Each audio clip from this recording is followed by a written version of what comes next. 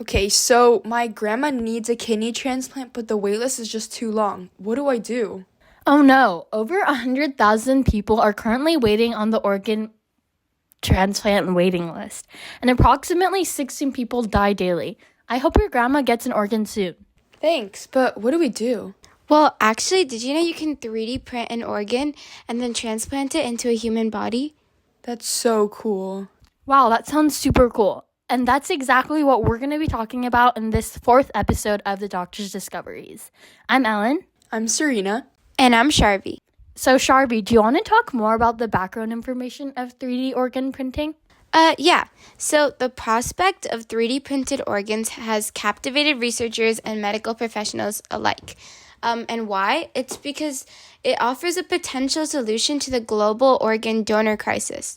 So basically, bioprinting holds the promise of creating organs tailored to the patient's genetic and physiological profiles. So that reduces wait times and rejection risks. However, the complexity of human biology means that fully functional 3D printed organs are still years away from routine clinical use. Oh, so that means my grandma has a chance? Yeah. That's so cool, but aren't professional grade bioprinters really expensive? I heard they range from around $25,000 to $300,000 depending on their capabilities and precision, which is not a low cost at all. I heard that creating basic tissues, just like skin or cartilage, can cost around $1,000, primarily covering materials and operational expenses. Whoa, that's really expensive. Wait, Ellen, do you want to talk about how that even works? Yeah, so there are a few key components of 3D organ printing, including bioink. Bioink is the material composed of living cells and biocompatible scaffold, which is something like hydrogels. And this acts as the ink in a 3D printer. But this ink is different than normal 3D printing ink, as it's used to build tissue layer by layer. It's not used just to make toys. And not only does this ink need to support cell growth and differentiation, it needs to mimic the physical properties of the target organ, which we all know is super sensitive and fragile. Not only that, but something that is also a really big key component of 3D organ printing is the bioprinter. And this is similar to a regular 3D printer, but it's also designed to print living tissue. And you can use technologies like inkjet bioprinting, which drops bioink deposited, or extrusion bioprinting, which is the continuous flow of material through a nozzle. Sharvi, do you want to add on to that? Yeah. So there's two techniques that are used when printing, and there's the extrusion-based printing, which is for general structural features, and then there's also light-based printing for high-resolution vascular details. Do you want to add something to that, Ellen? The third key component of 3D organ printing is scaffolding. This provides a structure for cells to attach to and grow, and it can also be temporary and biodegradable over time, but it can also be permanent too. And these are often made of materials like collagen, gelatin, alginate, or synthetic polymers. And this scaffolding is made to act as if it is an actual organ and provide the structure so the cells can create that or mimic that actual organ. But won't there be a couple side effects for my grandma? Because I heard that the body might reject and attack the new organ if the cells don't match. And the printed organ might also not function as well as a real one. And also, the new tissue could be weak and break down and fall apart over time. And germs or bacteria could get in during or after the transplantation process, which could lead to infections. Oh no. Oh my God, there's so many side effects. No wonder it hasn't been clinically used yet. Oh, well, Serena, I can explain the steps for you. Basically, the first one is imaging and modeling, which uses an MRI or CT scan to create a digital 3D model of the organ, which will make it more easy to create the 3D version of the organ. The second is designing. A computer-aided design file guides the printer to create that exact 3D model of the organ that you want. And the third step is bioink preparation, which combines the patient-derived stem cells or other cells with biomaterials, which can lead to that structure we were talking about earlier for scaffolding, and which provides the structure for the cells to attach and grow on to create that 3D model of the organ. And the fourth one is printing, which is the layer by layer deposition of bioink to recreate the organ structure, which uses the bioink and bioprinter that we were talking about earlier as well. The fifth one is maturation, which places the printed organ in a bioreactor to develop its function. The last step is transplantation, which is the experimental phase.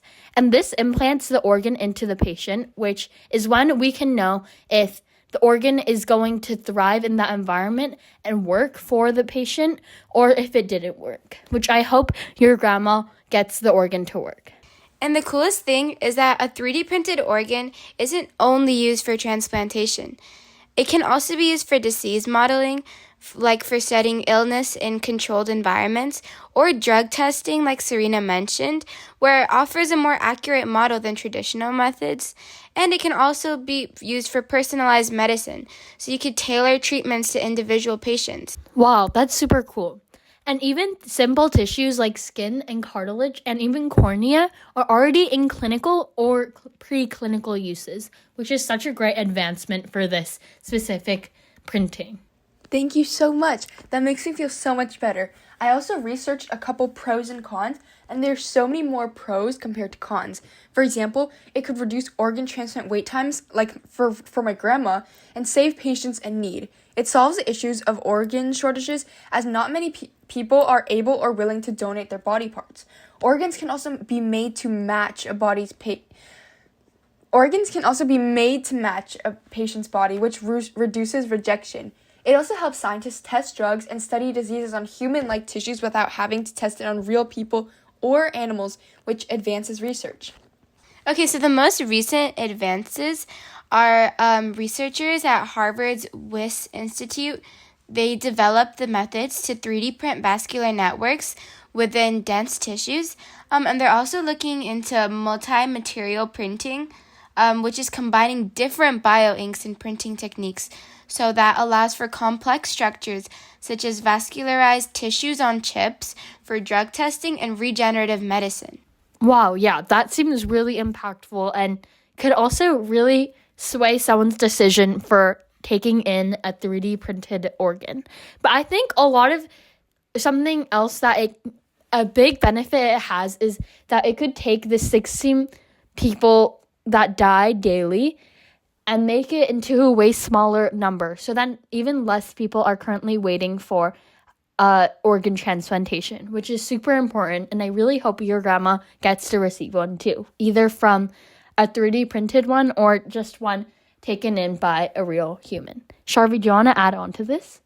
I'm also really surprised about how far we've gotten into just like 3D printing, because do you remember in COVID when like the cool kids used to 3D print toys and stuff? So oh my God, I remember. Right?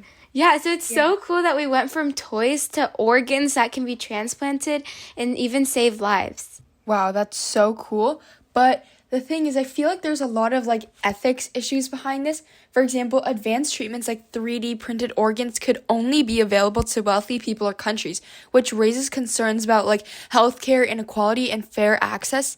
The origin of the cells used for printing, whether it's from donors, patients, or stem cells, must also involve proper consent and ethical sourcing. Some people are also worrying about creating organs artificially and how that crosses moral or religious boundaries about the natural limits of life in science. And tested printed organs on animals or humans also raises questions about safety, risk, and informed consent. And just some people are disagreeing with the animal testing. And since this technology is new, there are also unknown risks like genetic damage or these unexpected side effects that we don't know about yet. So it's important to consider long-term impacts before we make it widespread use. Yeah, this is such a great discovery, and I hope you guys learned a lot about it this episode. Thank you so much for listening. And this was Serena. This was Sharvi. And this was Alan. A quick disclaimer, this podcast is made, researched, and hosted entirely by high schoolers. So take note that not everything said in this channel is 100% factual.